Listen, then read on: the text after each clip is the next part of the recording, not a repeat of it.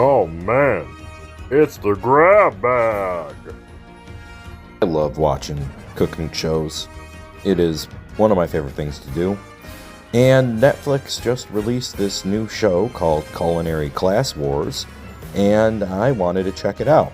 And it's a Korean cooking show, and the dub is not bad, but it's kind of funny when you see them mention the Korean names of dishes. I've had bibimbap and bulgogi and a bunch of other things. Not a big fan of kimchi, but I'm pretty sure there was something called kakaduki that was made at some point. But anyways, this show is pretty silly but fun. It's you start off with 80 chefs who come in to try to get one of the 20 spots for the challenge. And there are 20 white spoons who are culinary masters who have been in the business for a long time. They also may have Michelin stars. They're just like the top of the line, best of the best chefs. And these 80 competitors are trying to become one of the 20 black spoons, and they're supposed to be the up-and-comers who are going up against the masters. And it's just a whole lot of fun throughout the whole thing, and some of the silliness that goes on.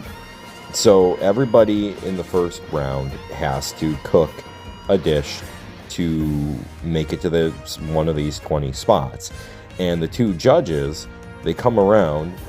The younger one is so intense on his judging that pretty much everybody failed right off the bat. And then the other guy was a little bit nicer.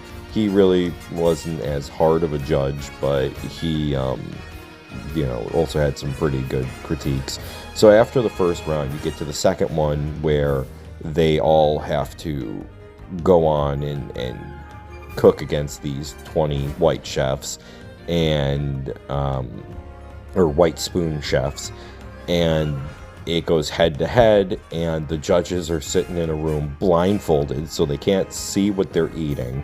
They can only smell and taste, and they're judging based on taste, and it's just absolutely hilarious, the concept of that. But at the same time, it's pretty neat.